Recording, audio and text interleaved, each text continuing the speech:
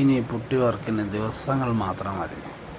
നമ്മുടെ ഗാർക്കുടെ മെഷീൻ കൊണ്ട് നമ്മൾക്ക് പുട്ടി സ്പ്രേ ചെയ്ത് ഫാസ്റ്റായിട്ട് തന്നെ സ്പ്രേ ചെയ്ത് നമുക്ക് പുട്ടിയുള്ള ഏരിയ എല്ലാം ഫാസ്റ്റായിട്ട് തന്നെ നമുക്ക് വർക്ക് തീർക്കാൻ പറ്റും.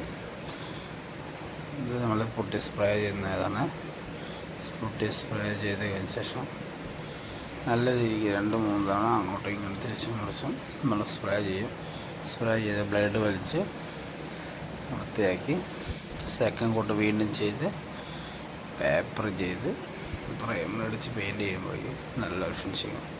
ഒരു അത്യാവശ്യം വലിയൊരു വീടെല്ലാം നമുക്ക് ഈസി ആയിട്ട് പെട്ടെന്ന് തന്നെ ചെയ്യാൻ പറ്റും.